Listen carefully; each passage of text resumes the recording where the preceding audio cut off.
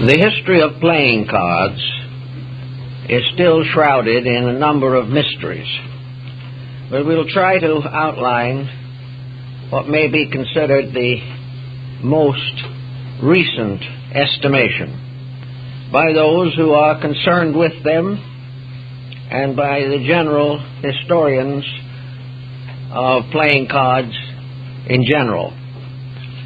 The origin of playing cards is unknown. The probabilities are that these cards originated in the Orient. China makes a pretty strong claim for originality in this particular area, and it is known that they were in use in one way or another among the Chinese for over 1,000 years. In Europe, they did not appear until the early years of the 14th century. And in the course of time, many and unbelievable ramifications have set in. The tarot cards probably have a history separate from that of the ordinary gaming or amusement deck. The Count de Gabelin, one of the first great Egyptologists, favored the theory that these major trumps, as they are called, the 22 major cards of the tarot deck, which consisted of 78 cards, that these were actually based upon symbols used in the initiation rites of the ancient Egyptians. Some have held that they may have been carved upon the walls of the inner sanctuaries of the Egyptian mysteries. Others feel that they may have been freestanding symbols, originally in the form of objects of various shapes, sizes, and proportions, which were used in the instruction of those seeking admission into the sanctuaries. It is also possible, as suggested by Pythagorean lore, that these cards were originally used in a sacred oracular manner. The most permanent and enduring aspect of playing cards, except for gaming, has been the connection between them and oracles. The ancient priests of the tabernacle and the temples of Israel had auricular stones set upon the shoulders of their robes, by which they were able to determine the will of deity. More lately from this, the 12 stones of the breastplate of the high priest were believed to have miraculous powers.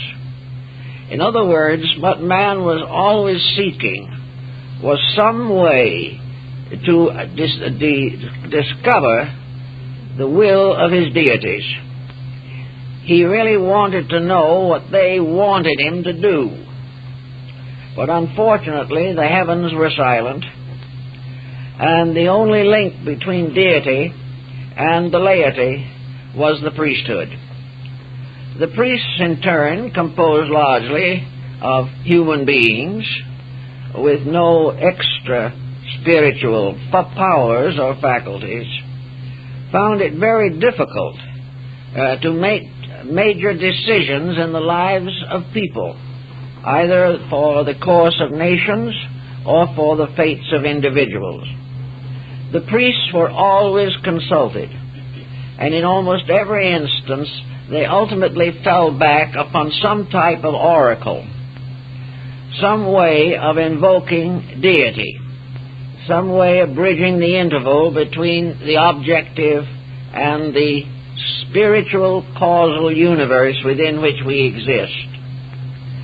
The development of sacred magic related to these issues, and in many instances, as in the Oracle of Delphi, the discovery of the will of deity came through the priestess who served the oracle, who went into a kind of trance and delivered the mysterious quatrains or hexameter verses by which the deities were supposed to answer the questions of mortals. These questions involved many different problems. Problems relating to character, to decision, to career, to marriage, to death, and to destiny, as far as the major purposes of life were concerned. The philosopher Pythagoras was named for the Pythia of the Temple of Delphi. When the child was born, the seers predicted his future and that which he would accomplish, and it was so. We find many references to oracular revelations in the Bible. Usually, however, they were not in the form of cards or anything of that nature, but they were in the form of some type of psychic link between humanity and the powers governing the world. Primitive magic existed in all parts of the earth, among the most savage and primitive peoples.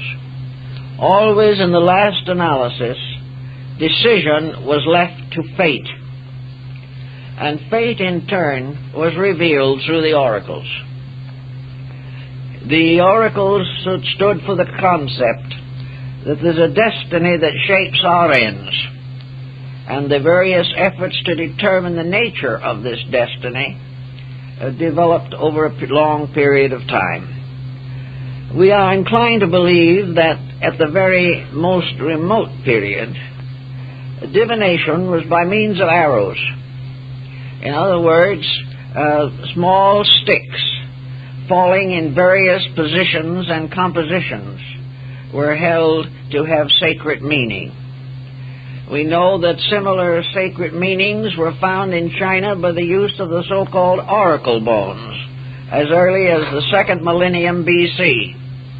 Oracle bones had inscriptions placed upon the flat bones of animals. These inscriptions were in the form of a question and a built-in type of answer. In the Chinese ideographs, this was comparatively simple. A hot iron was then placed on the reverse side of the bone, causing it to crackle, and the cracklings falling through the inscriptions became the basis of the delineations. We also know that the arrows were perpetuated in China in the form of bamboo tubes with a number of slender rods set in. These rods were shaken out one by one from the tube, and the letter on them was the key to the definition or delineation. Actually, as we proceed further, we begin to come upon another type of divination that was very important, and that was with dice. The ancients had several kinds of dice, both in the Orient and in the Occident. And when they excavated the old streets of Jerusalem and got down to the pavement that was there in Bible days, it was discovered that a number of the stones had board-shaped figures cut into them to be used in playing games of dice or in divination. We know also that according to the New Testament, the lots were cast for the robe of Christ. Lots then became the basis of ownership. When you could not decide naturally to whom a certain article or condition was intended, no one knew what to do about it. They did not know who was always the one to be guilty or the one to be innocent. So lots were cast and the decisions were final. Thus, in a sense, the principle of fate was involved with all of the early uses of divinatory articles.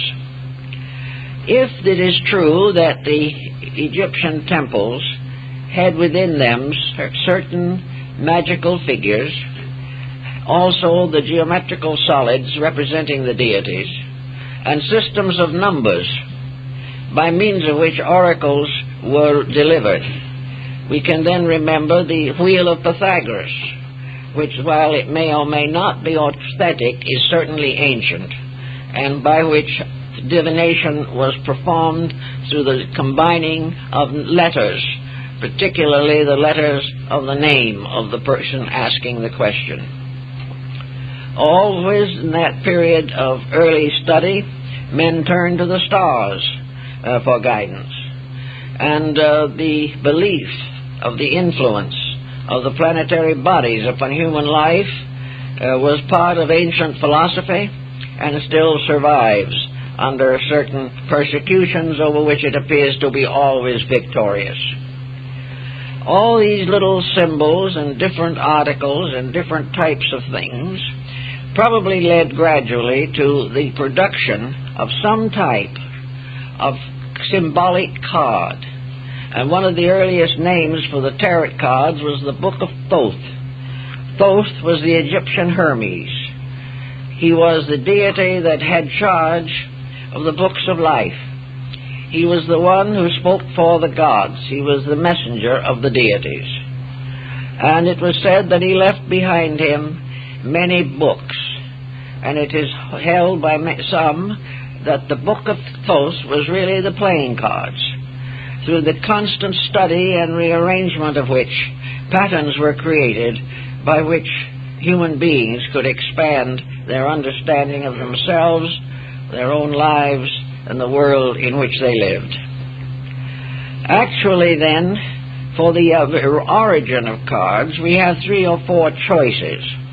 One Chinese, one Egyptian, one Hindu, and one European. All of these have been explored, but they all fall back finally to the nature of man himself, and that wherever the human being has existed, he has developed some type of divination, some way of consulting the invisible and discovering, if possible, the will of the gods as it applied to the projects and purposes of his own career.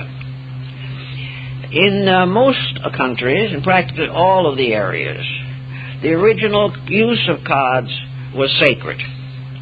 They were intended to be used as means of communicating with the powers of nature. They were not profane. They were not originally used for gaming. They were used to answer the questions that were close to the hearts and souls of human beings. In the years gone by, for example, when the penitentiary order was still flourishing in New Mexico, the ceremony annually included the selection of one of the members of the group to play the part of the Christos in the tragedy of Golgotha. In some of the moradas or chapels of these orders, the Christos was selected by drawing a card from an old deck. Whoever drew the certain card became the candidate for this role. Now here is a use of it in the 20th century, which is not so different from what it may have been in Egypt, India, or China. It was the fact that no one wanted to select a person. No individual, even if he wished to be selected, was accepted on this grounds alone. There had to be some kind of a sacred omen, a sacred symbol to indicate this preference. If, as we now suspect, and rather generally, that divination was the original use, then we begin to understand why and how various designs appeared upon these cards. We know, for example, that they are still used, at least underground, in Tibet, where they contain or are marked with the figures and pictures of the divinities and of the sacred objects of Tibetan Buddhism. We have a partial deck in our library that was found inside of an image, inside of a large bronze image. This deck undoubtedly was used entirely for religious purposes. It was not for any intent of amusement. It was in order that the divine laws could be communicated in some pattern or way, and instruction bestowed for the improvement of character. Now this may also have been the old Egyptian form. in which the cards were used perhaps even so far as to determine those entitled to initiation into the sacred rites. So we begin with the use of cards as divinational objects exclusively. Then we find that this is true also of most of the streams of omens or symbols that gradually consolidated in the deck of cards. In the Orient, Persian and Hindu cards are entirely used for religious purposes. Later they gained other fame, but in India, even to the present time, the deck of playing cards is always a religious object. The most important and most common of these decks is the deck of 10 suits, which contain the cards and symbols of the 10 incarnations of Vishnu.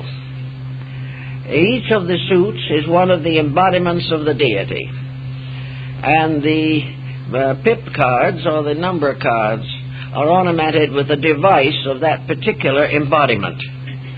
The first embodiment is the fish embodiment, where at the time of his incarnation, Vishnu took upon himself the form of a fish. And at the time of the great deluge, it was this fish that steered the ark with its people and its animals to the final resting place of security. The last incarnation of Vishnu has not yet come. It is called the Kalki, or white horse avatar. In the deck of cards, it shows Vishnu leading a white horse. Each card has each suit card has on it one of the avatars, and is accompanied then by a second court card, usually with two horsemen riding in opposite directions. Therefore, unity becomes first manifest as diversity, and a dividing or parting of the ways, as represented by the Pythagorean letter, which we now call Y. The Indian decks are very beautiful because most of them are hand-done. And even today, they differ in minor appearances and even to a minor degree in the artist's capacity to capture the symbolism. But they are circular, they are painted on discs of heavily prepared paper fiber, which has been lacquered and varnished, and they are divided in color according to the suits, but all of them together represent the great cycle of the embodiment of deity. We have very little record that these cards are used in gaming. Of course, it is possible that this has happened everywhere. But except for these cards, we find other cards in India, an exception to these.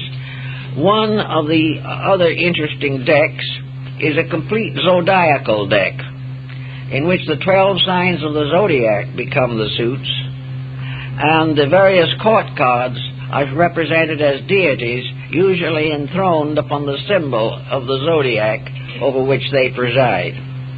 This particular system also seems to have been transferred ultimately to Japan, for there we find in the temples of the esoteric sects booklets and small reliquaries with the deity represented and the sign of the zodiac at his feet. These little relic curios are obtainable. We got several of them in Japan. So the astrological deck was a very interesting one among the Hindus. And it may be noted at this point that complete decks of any of these early cards are virtually unobtainable. They are in a few world museums, because those of artistic quality are usually separated and disposed of separately as miniature paintings. They are very beautifully done. The origin of playing cards in Japan is also rather uncertain. They undoubtedly had indigenous types of cards, but when the Portuguese and the Dutch and the Spaniards open trade there, European decks were introduced.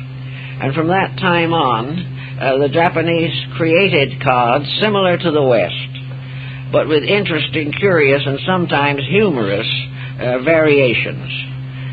Wording on these Japanese European cards wordings were usually misspelled, letters misformed, and the attire of the court cards curiously complicated between Eastern and Western costuming. They also, in Japan, had a number of indigenous decks, which we find no equivalent to in any other country. One of these decks that is most interesting is the deck of poits, the deck that is used only during the holiday or New Year's season. These decks are doubled, one half having a picture of the poet and the first lines of a poem. The second and matching card has only the remaining lines of the poem. They are shuffled, and in order to select the correct termination to a verse, the players have to be very well versed in literature and in the productions of their various national scholars. In the beginning, these cards were also all hand-painted. They are smaller than our cards and are usually blank on the reverse. These people also had a definite gaming deck consisting of the cards of the flowers and plants ruling the 12 months of the year.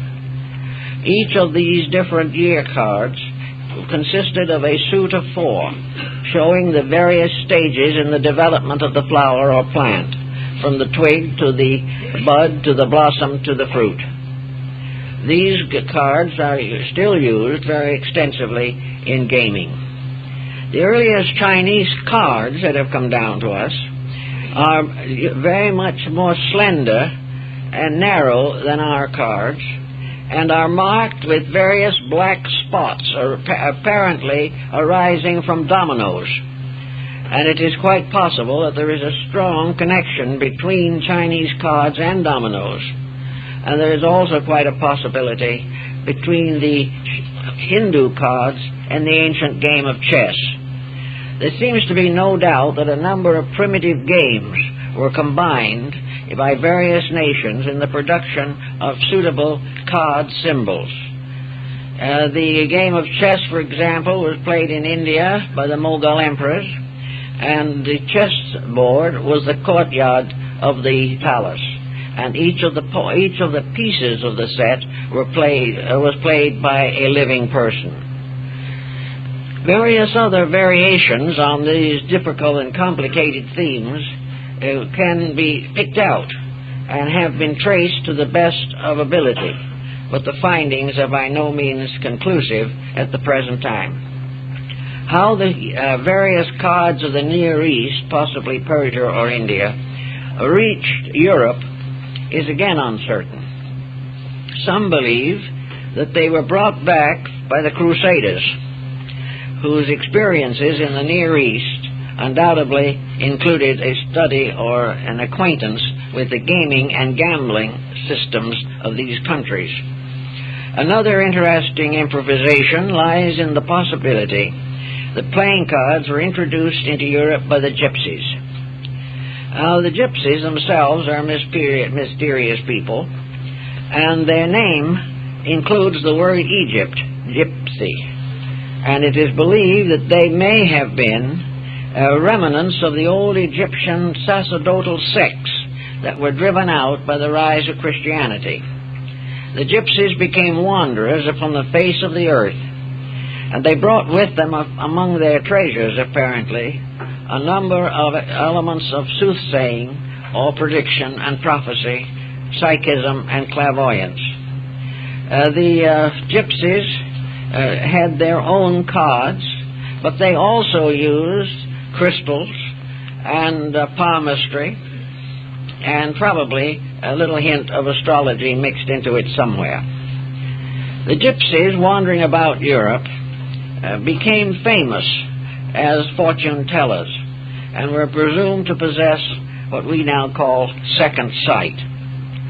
Explanations for the second sight also brings in an interesting complication. It is known, of course, that the gypsies became intensely inbred, that they seldom, if ever, married outside of their clan. And in the course of centuries, this inbreeding is believed to have strengthened the psychic propensities, that in some mysterious way this inbreeding helped to perpetuate a traditional descent of memory, that the individual was closer to the past, to his own background, and to the environments of his ancestors as the result of having more intimate and continuous contact with the bloodstreams of those who had gone before. Regardless of how we want to view this, certainly the gypsies received a very strong support for their mystic arts. As we come down through, we examine certain of the cards, particularly the major trumps of the tarot deck, and these are obtainable now almost anywhere where there is a strong Italian colony. They are still used as gaming cards and for divinational purposes in Italy and in Hungary and in some of the Balkan area. These cards, have, however, passed through an interesting modification. As may be realized, the church was dramatically opposed to card playing.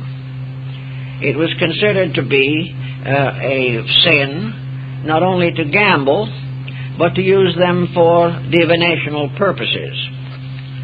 The church wasn't entirely successful, but it did accomplish a few restrictions. One of the most common of these was that during even the 14th and 15th centuries and 16th centuries, apprentices, being apprenticed to a master, had to sign a contract. And this contract included the line that they were not to play cards at all except on the Sabbath after church.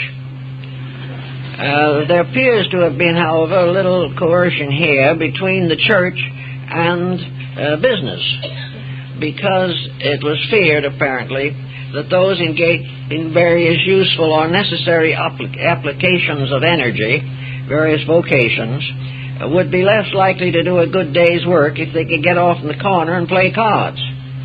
So to protect business, industry, ethics, and the church, the use of cards was heavily restricted. Another interesting detail occurs, and that is that in the tarot deck, the second card is called the Papus, or the female pope, and the fifth card is called the Pope. Now, there is an old legend that there was once a female pope, which, however, the church is rather reluctant to admit. There is also the fact that on these cards, which were constantly criticized and condemned by the church, there were two sacred figures, both relating directly to Christianity, both wearing the papal tiara, both carrying the papal cross. And as time went on, this got to be an aggravation or an aggrievement of one kind or another. So the modern Italian decks have taken out these two cards and put in their place Jupiter and Juno, two Latin deities. But older decks still have the original allotments, and decks prepared in modern times for students of the tarot, of course, have the original form. But the playing deck, as it is used now by the people, no longer contains these two cards, which are considered objectionable. Gaming was gradually introduced, probably as a result of the natural instinct of the human being to hope for quick gain and to remain steadfast under quick loss. Cards or games were originally probably a combination of gaming and the fulfillment of hope. The individual playing hoped to win. If he won, he considered it a sign of a good destiny. He not only pocketed the money, but had the satisfaction of having gained it through the consent of fate, that it was his by divine right, so to say. The Protestant Reformation practically ended the use of cards in the so-called Protestant areas. But they came back gradually. They were not ousted for long.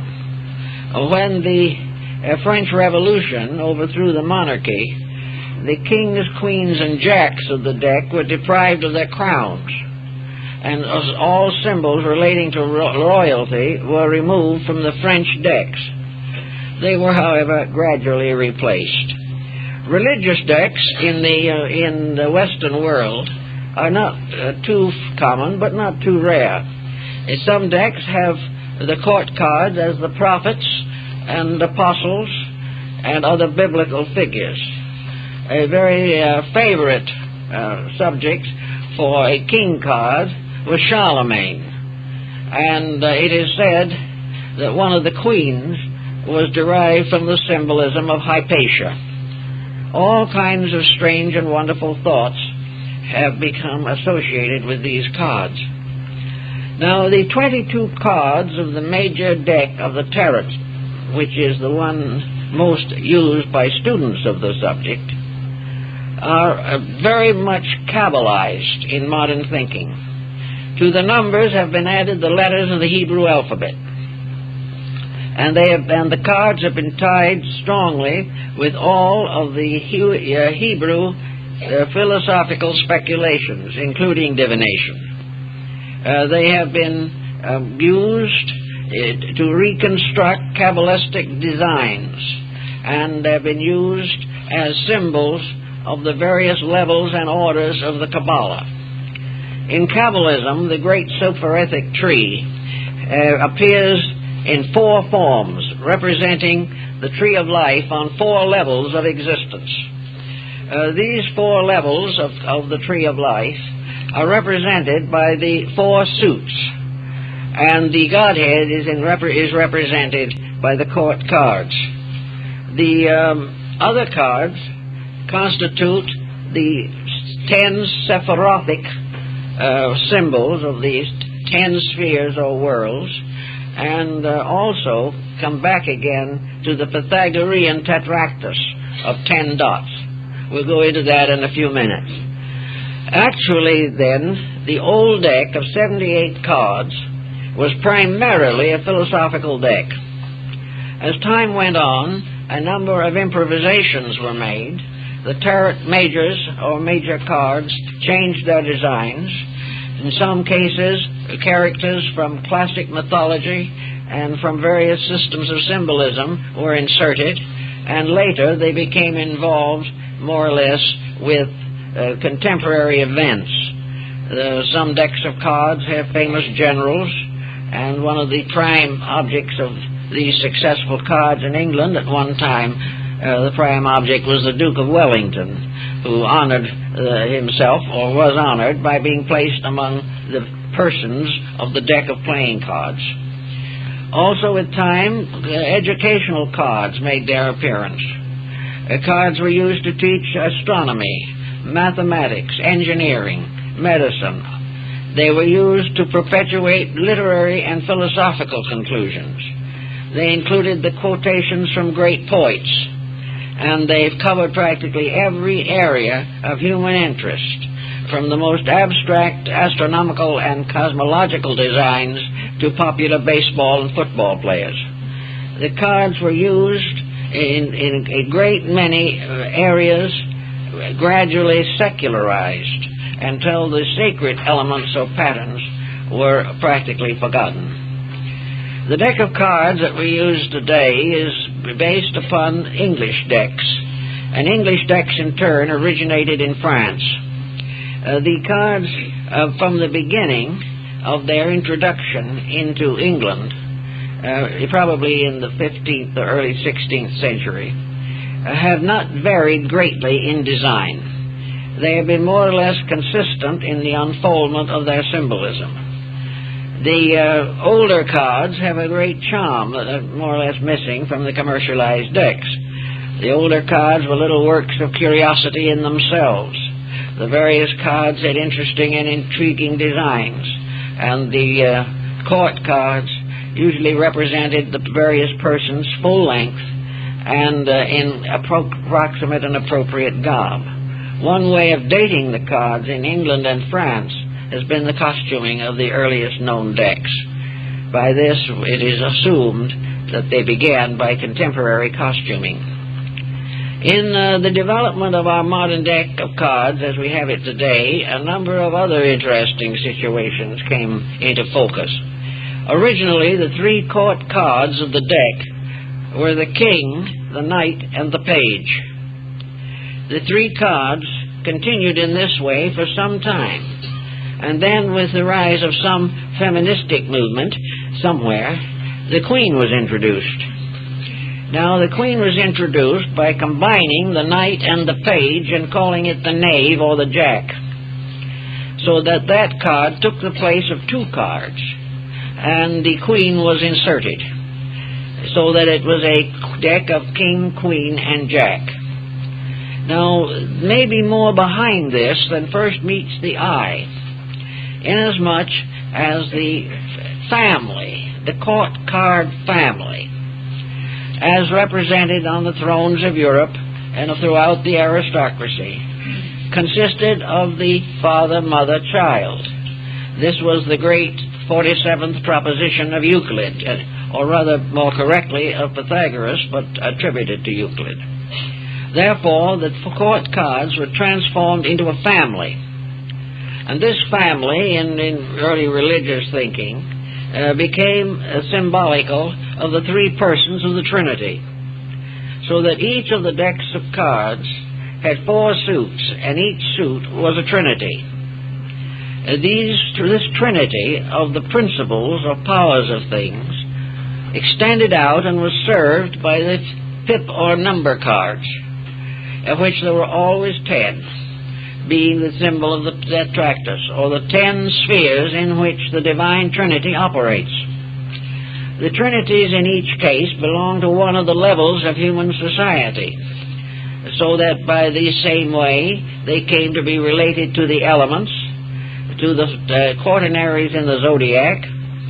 They came to be represented by wherever the 3 stands out as a holy number, or as a symbol of equilibrium.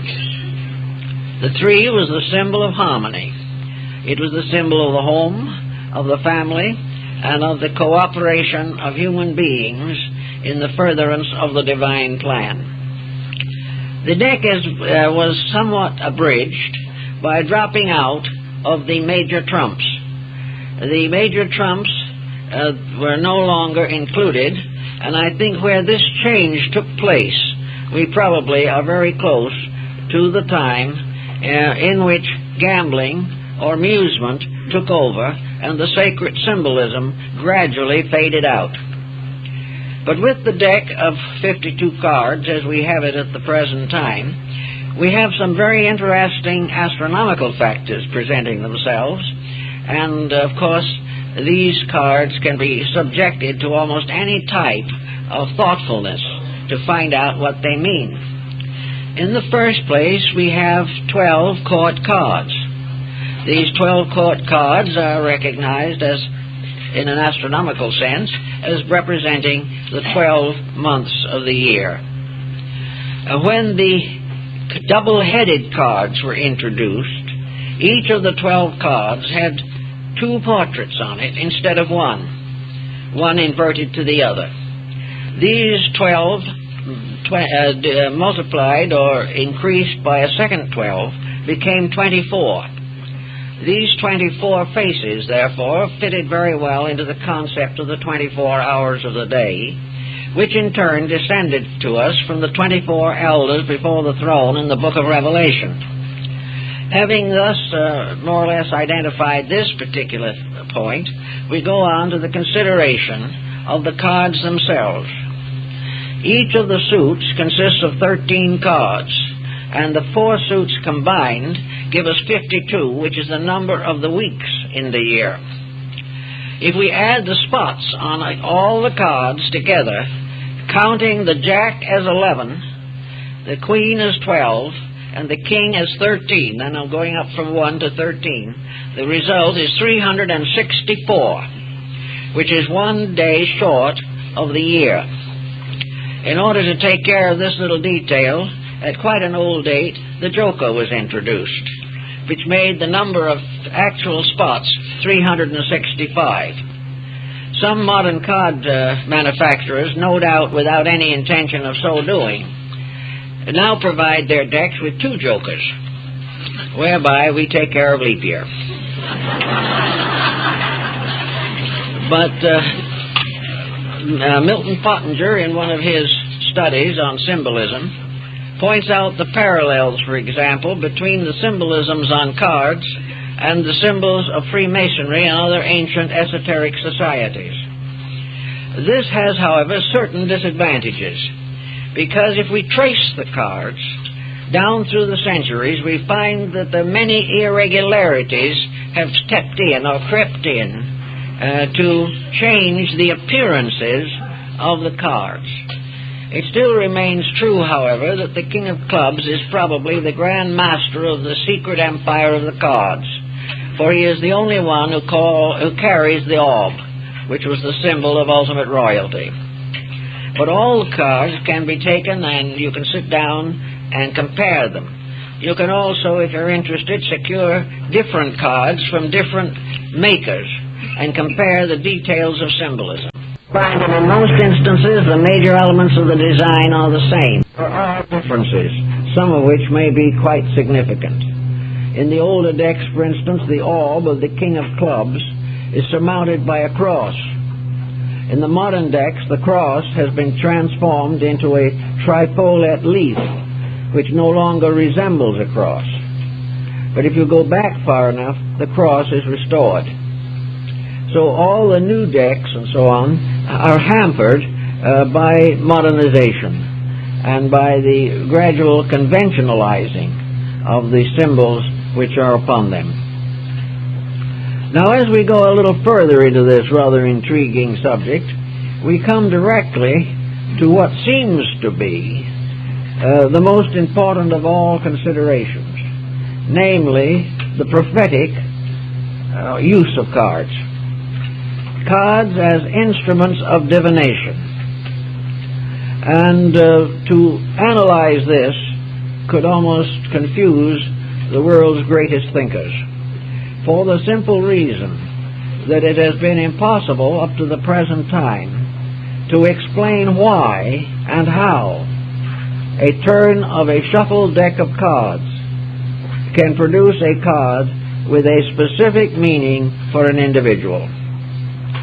Yet it would appear that such actually occurs. And if various persons who have been in contact with cartomancy will testify that the cards do have an uncanny way of working out, that there is something that happens in connection with the use of them that seems to be still oracular, although they are now used principally in gaming.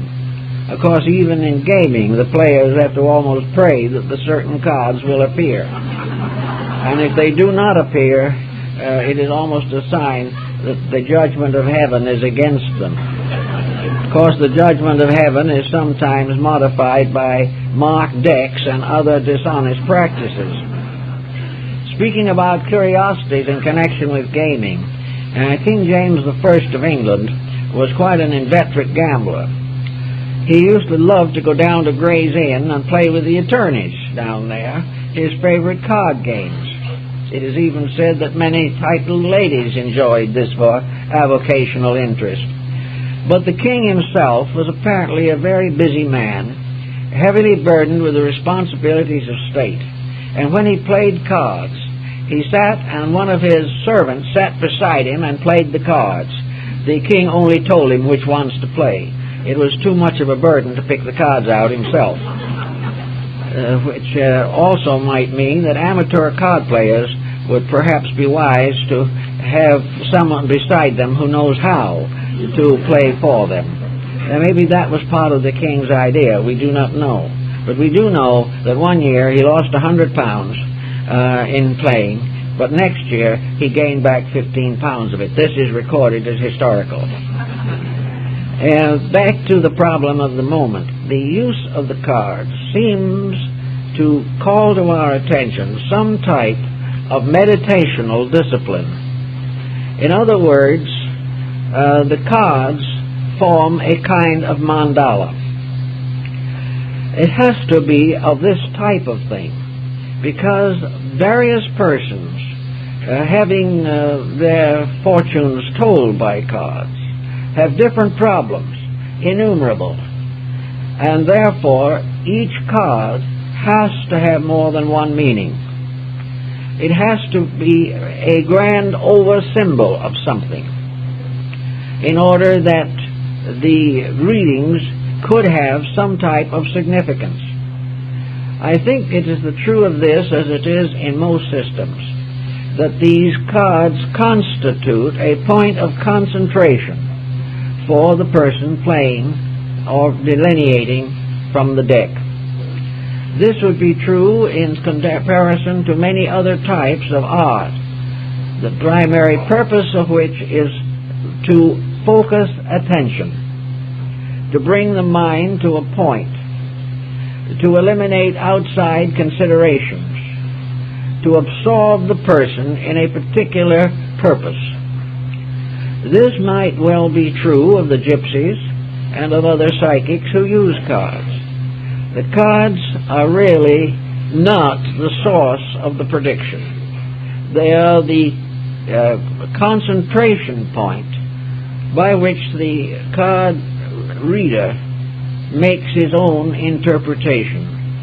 If, for example, images can appear in a crystal ball, and those involved in this belief feel that such happens and claim that it happens, then a kind of mental imagery can be stimulated by the various cards, each of the cards having a more or less general meaning, is adapted to the life of the person, and then the individual who is interpreting the cards has to pick it up from there and carry it to a completion. Another interesting possibility arising in card reading lies in the interlocking of the magnetic field of the player or the diviner and the subject. The individual may attain a certain contact telepathically. The medium, being a sensitive person, and the card delineator is a psychic without question, the concentration and the proximity can result in a mingling of mental energies or psychic energies. The individual who is being read may have within himself a fairly clear picture of his dilemma, of his situation, or of his need. This can be transferred to the medium, and the medium therefore gains an instinctive, intuitive, general concept of the person for whom he is reading.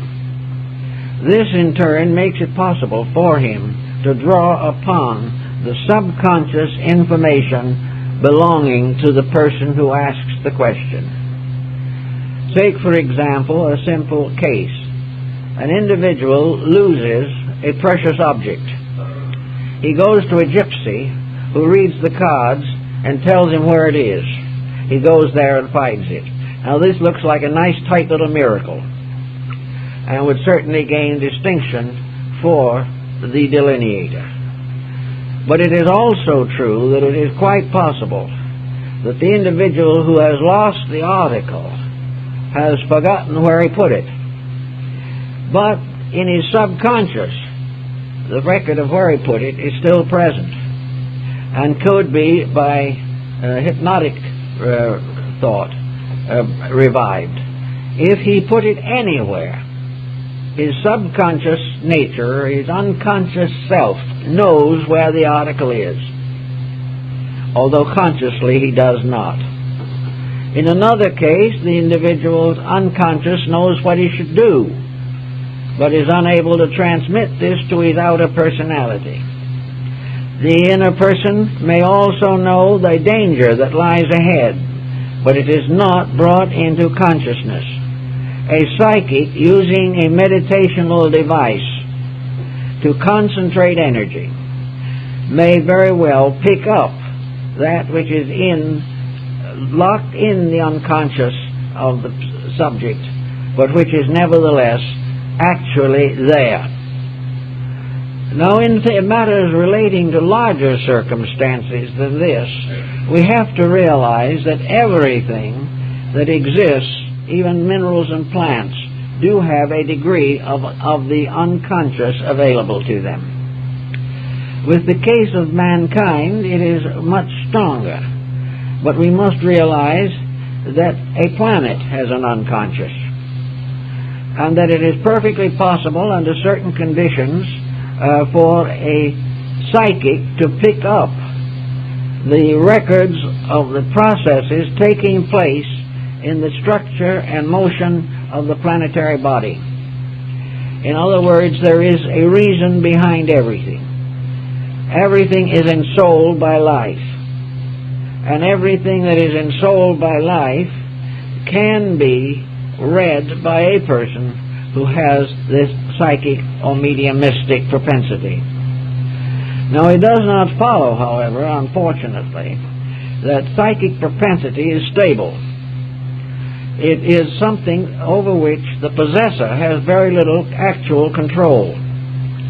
It is not inevitable that the person, the medium, in a state of meditation or light trance, working with cards, is always going to get the right message.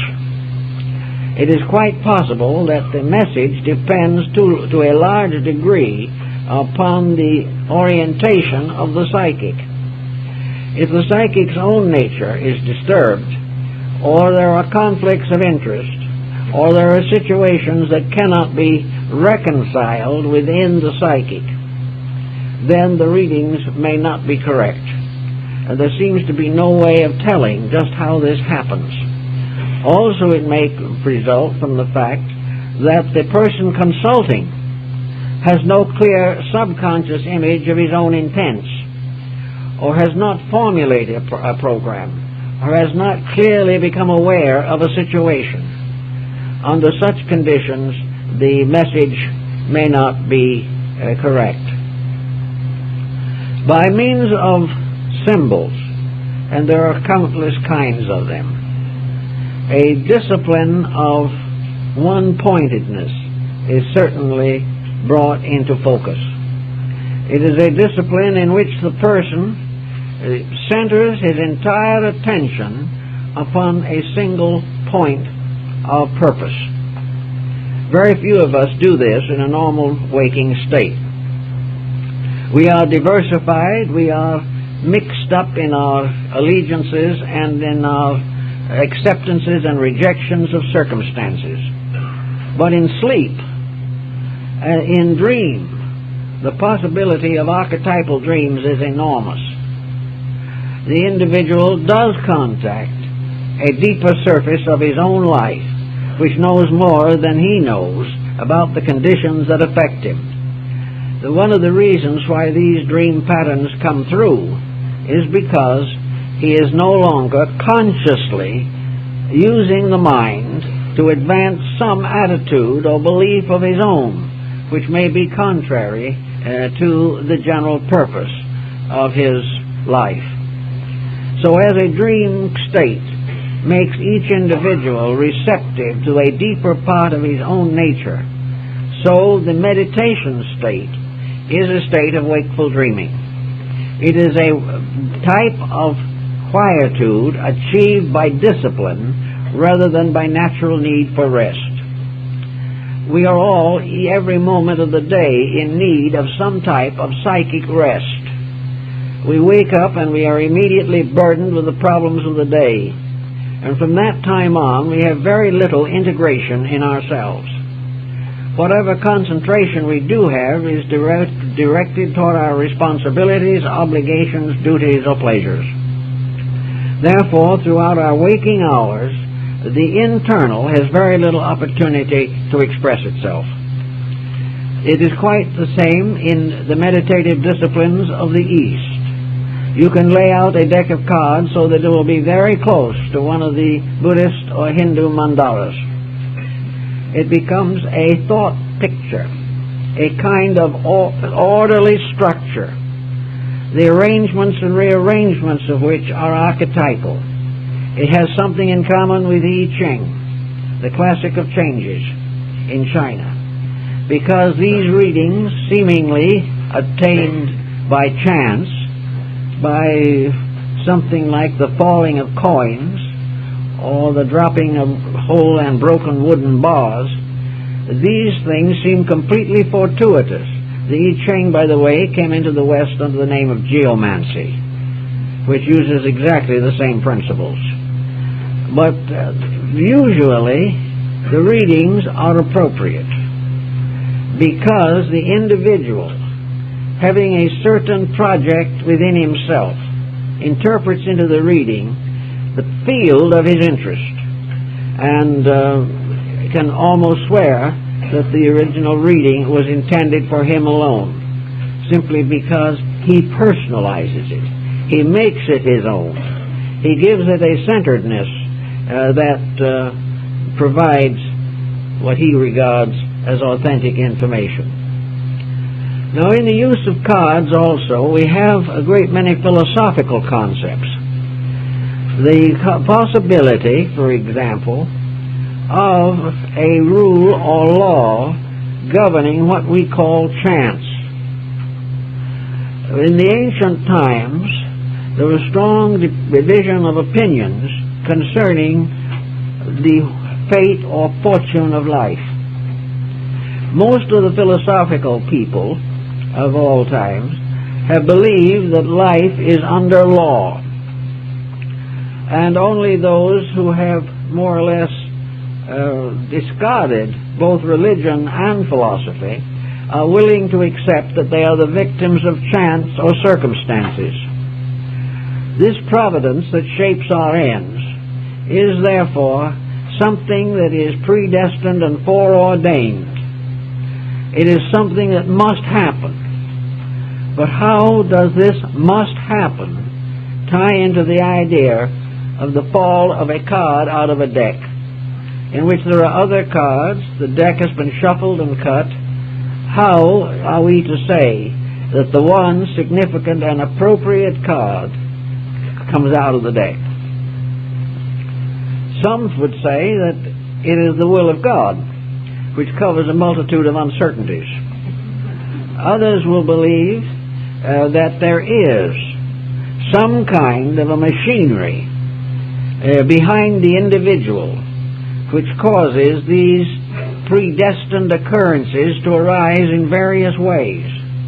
There's hardly anyone who lives a life in which they have not at some time received a warning or an omen or a hunch or an intuition that came true. Now this means apparently two things. One, that the individual is in some way related to life in a manner that such curious coincidences are explainable in terms of natural law. We do not know just how to explain them, but that they must be explainable. The second thing that you find in divination is that there are indications, quite obvious and evidence, that these cards predict events that have not yet occurred. In other words, they will tell the outcome of a circumstance that is still uncertain. We know that as individuals we do not have full control over the circumstances that we approach each day.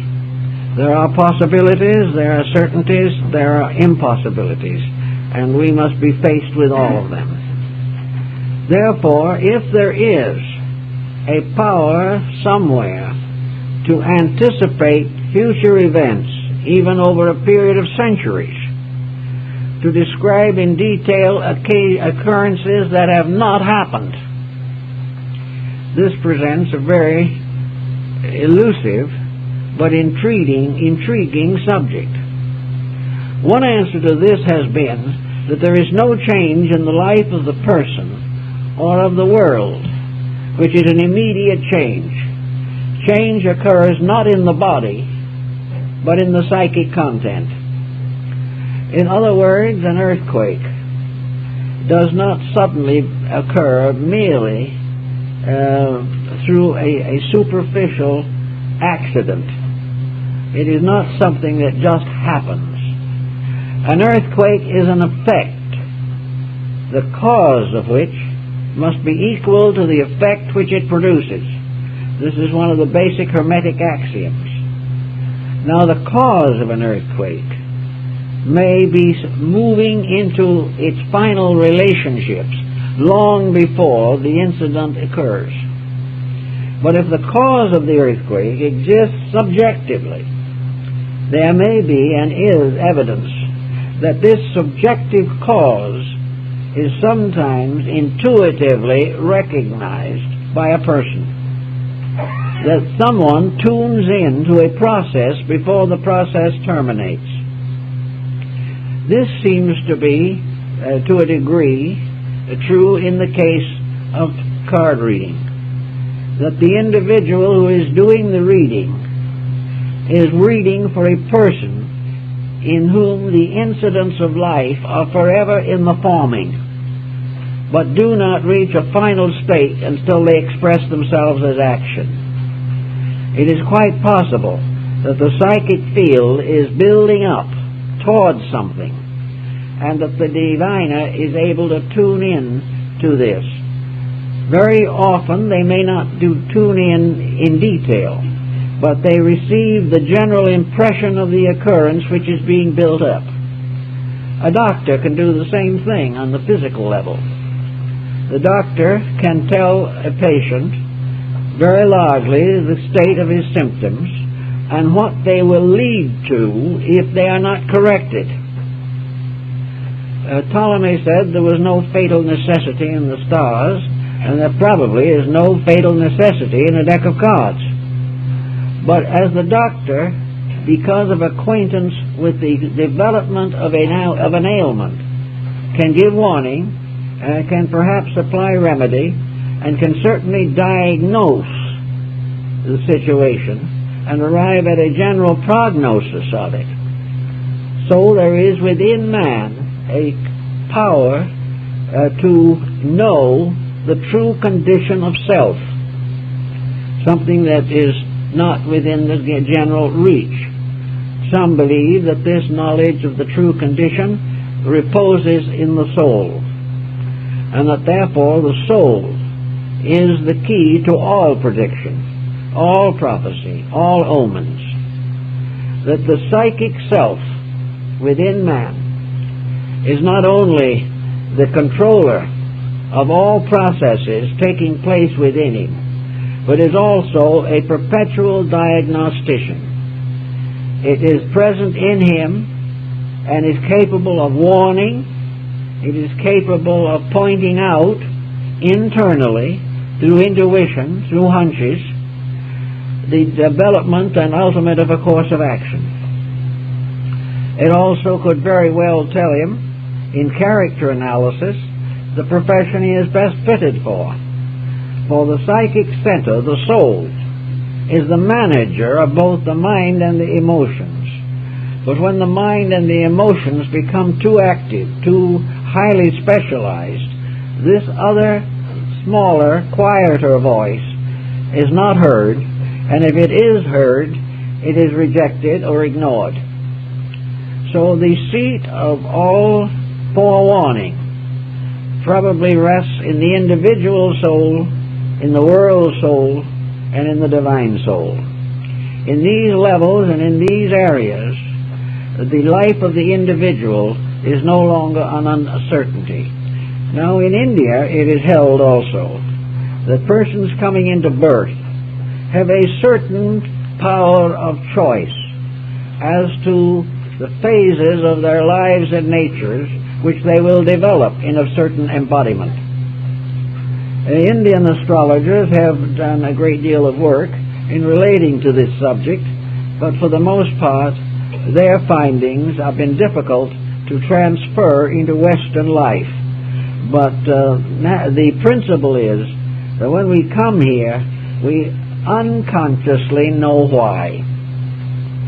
We know just about what is happening.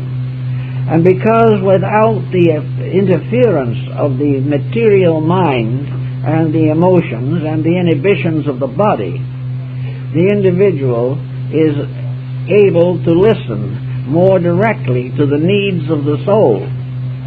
He may choose a difficult life. He may choose to end a life in tragedy, because he knows that in the great pattern of things, this is necessary for his own growth. The doctor may therefore warn his patient that he'd better have surgery if he wishes to recover, and if he waits too long, he won't recover. And the soul inside of man can say, you need this discipline. You'd better have it as soon as possible. Otherwise it will recur, and the mistakes you are making will multiply, and your condition will worsen. Realizing these types of things, we can take as perhaps a fact that inside of us is the supreme fortune teller. That within us is this power that is constantly impelling us to the fulfillment of that destiny which is best for us, but which we have a tendency to reject. If, therefore, in earnestness and in great need, we turn to an objective catalyst, this can be very important in the solution of a problem. An individual who wouldn't think of going to a maiden aunt for advice will go to a medium. He knows the aunt too well, or doesn't agree with the aunt. Therefore, he goes to someone whom he assumes knows nothing about him.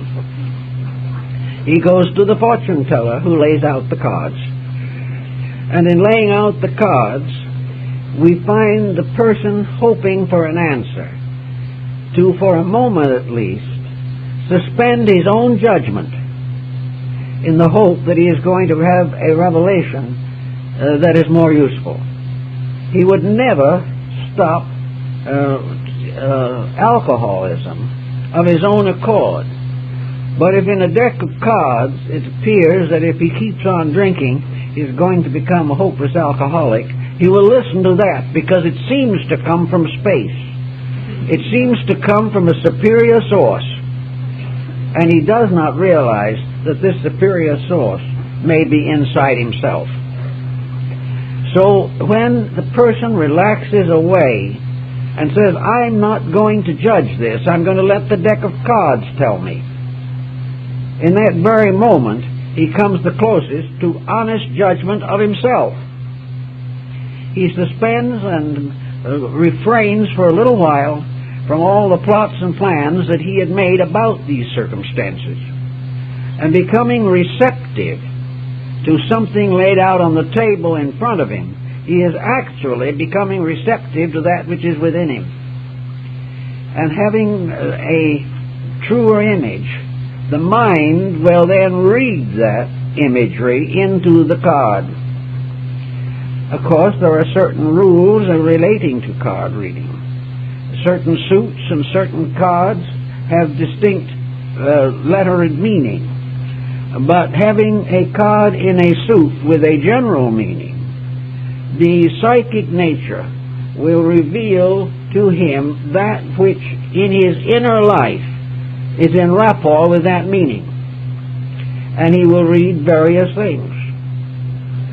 But he is probably reading primarily from himself. Now, this might seem as though it represents a great deceit of some kind, but it really does not. Because actually, within each living being is the principle of the divine power itself. Therefore, locked within him is a divine wisdom that he doesn't understand. He doesn't know. He's been fighting to gain consciousness of it, but he is only very moderately successful. The power of life within himself is the power of deity, in which rests the premonition of all things. The determination of the existence of every living thing rests in the divine. A spark of this divine is in each of us. And if we can get back to it as far as possible and listen to it, we will discover that it has all the answers that a life like ours requires at any given time, inasmuch as these answers are related to the degree of insight and understanding with which we can use them. So each person has his prophet locked within himself. He has within himself the wise principle, which is the wisdom of God in him. He cannot get away from the pressure of the personality. He must have some kind of a device to assist him in this. Now, these devices have always existed, but we haven't given them very much consideration. We realize that the human mind has to outwit itself in some way before it can penetrate the surface of its own thinking. An Indian down in the Hopi reservation will take two little pebbles. They're perfectly ordinary stones, nothing remarkable about them. But if he puts these two stones together and ties them around with a certain number of threads of wool of certain colors, they're not stones anymore. They're fetishes. They represent the capturing of some kind of a mysterious power in the two stones. They are no longer simply stones because he has performed a magic rite over them. And they become God powers or divine powers. Relics of all kinds come under this general heading. The individual, therefore, with the presence of this fetish, gains courage. He becomes more efficient. He may restore debilitated health. He may be successful in having a better harvest.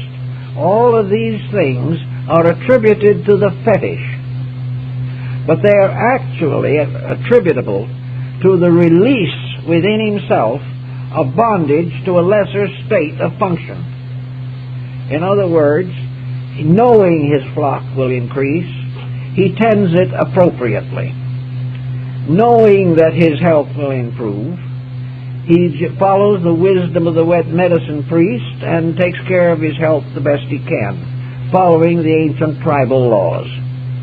He becomes obedient to a conviction which he has created by magical means. Now, all kinds of things in nature, whether we realize it or not, have their magical overtones. There is nothing that we can look at, nothing we can touch, that does not have mystery in it. But we are not much concerned with mystery until we are confused. In India, the process of meditation lifts the mind from its commonplace, lifts it from its objectivity, frees it from all so-called external processes, and allows it to rest quietly in the substance of the soul. The soul then has the power to instruct the mind. The mind then interprets this instruction according to its own integrities and its own level of development. And the individual has a thought. He has an idea. He suddenly has a realization. He has a belief that he did not have before. And these various manifestations, conditioned by the mind so that he can accept them, become the basis of changes of all importance in his own life. One of the great changes in human life is repentance. The individual being sorry for what he has done and trying to make amends. The repentance originates in the soul. If in the course of the time he picks a card from a deck and he is quiet and wondering and hoping, the concept of repentance begins to move in him. And if the card is favorable, he will try to do what it recommends. If the card is unfavorable, he probably will wait and try again tomorrow, because he's determined that he must have the result But if he is unfortunate, then perhaps he is also going to recognize the negative factor of himself, the guilt factor. The factor that he knows that he has definitely done that which is wrong. And the unfortunate card may prevent him from complicating or compounding the mistakes he has made already. The bad card becomes a warning against something. And in his own soul, he knows what that is.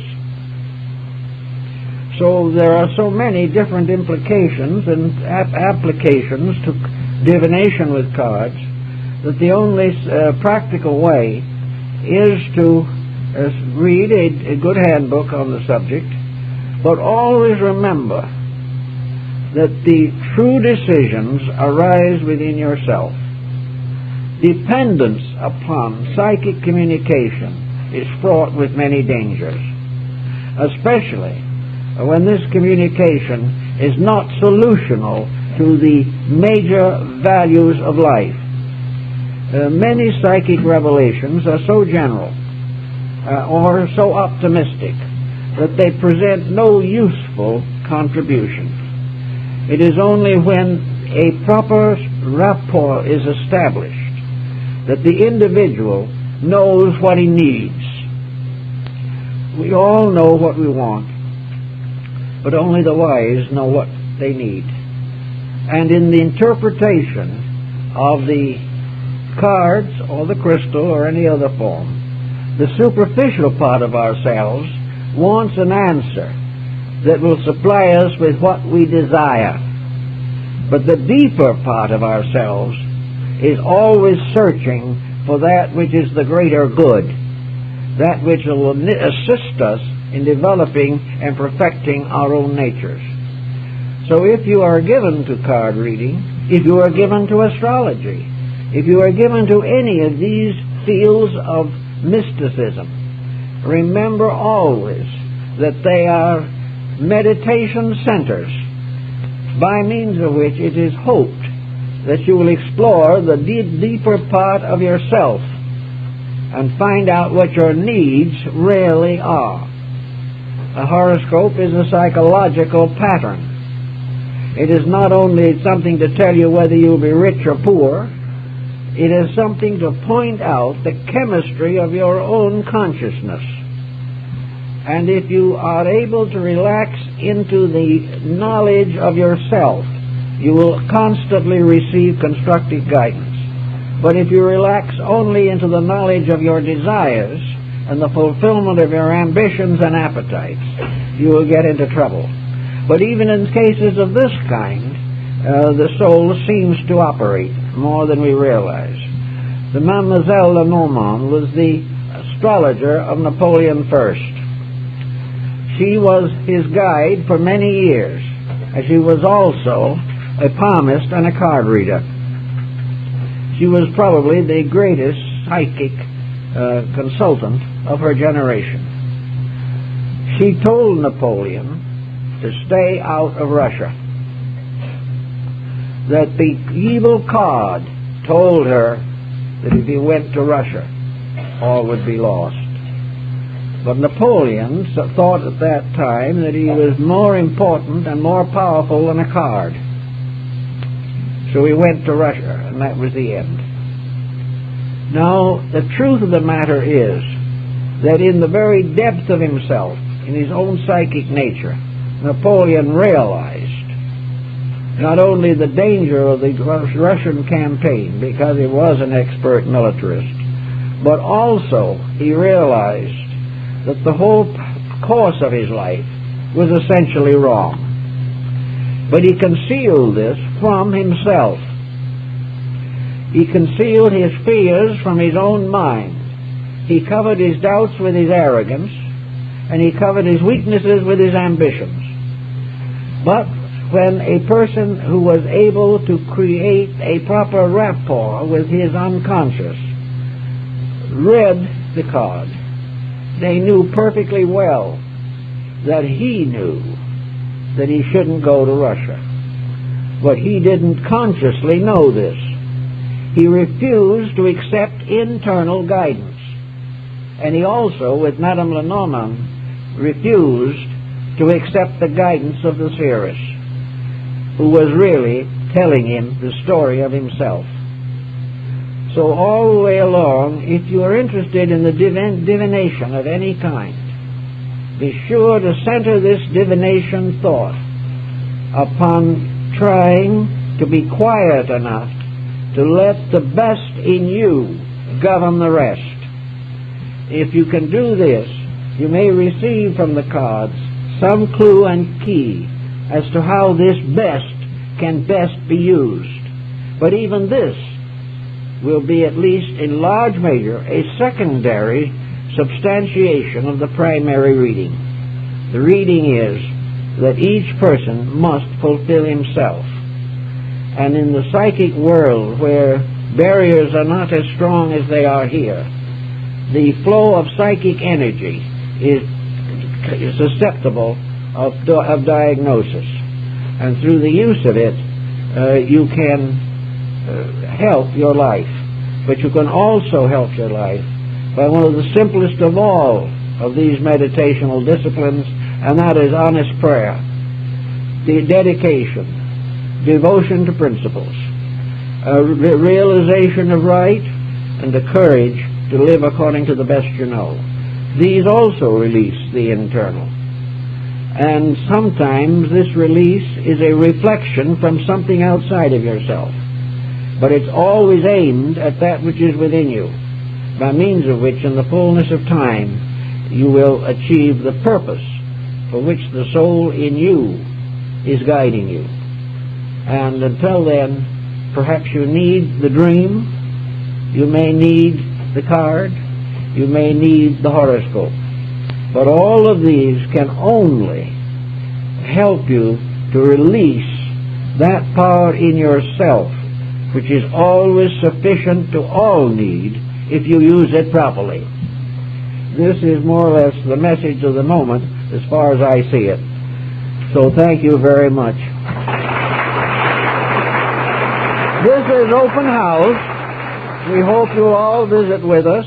We're going to have a little talk this afternoon on flowers, and for the occasion we have placed a whole group of playing cards of different countries along the wall of the library under the glass on the surface of the cases. So you will see European, Asiatic, Chinese, Persian, and in one book I noticed that in one of the Persian decks of cards, the Joker had the portrait of the Shah.